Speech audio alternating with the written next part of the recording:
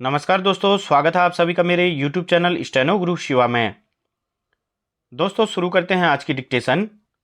संपादकीय गतिलेखन संख्या 26। गति 80 शब्द प्रति मिनट। स्टार्ट।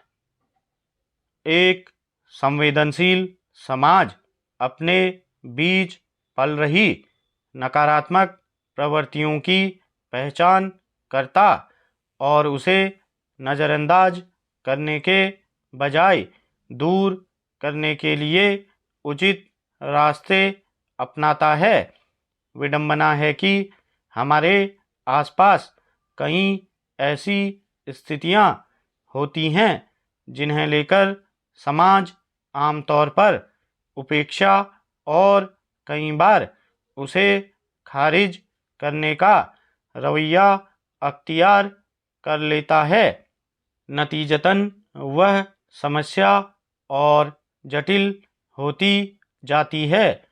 समूचे देश के युवाओं के बीच मादक पदार्थों की बढ़ती लत या नशे की आदत एक ऐसी समस्या है जिससे निपटने में समाज से लेकर सरकार तक ने एक तरह की उदासीनता ही दर्शाई है, बल्कि आमतौर पर मादक पदार्थों के लती युवाओं में सुधार या नशे से मुक्ति की गुंजाइश पैदा करने के बजाय उन्हें सबके लिए खतरनाक व्यक्ति के रूप में देखा जाता है, जबकि यह हमेशा साबित हुआ है कि इस तरह की नकारात्मक सामाजिक प्रतिक्रिया की वजह से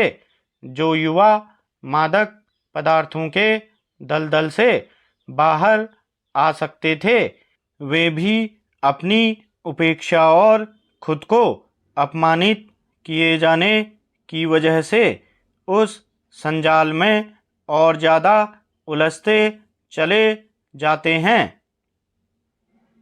सुप्रीम कोर्ट ने मादक पदार्थों के सेवन के खिलाफ लड़ाई से जुड़े महत्वपूर्ण मुद्दों पर रोशनी डाली और इससे प्रभावित युवाओं का दानवीकरण करने के बजाय उनके पुनर्वास पर जोर दिया। यह छिपा तथ्य नहीं है कि समाज में एक बड़ा तबका किसी न किसी तरह के मादक पदार्थ का सेवन करता है, मगर इसके समांतर ऐसे लोगों के प्रति एक नकारात्मक भाव भी होता है।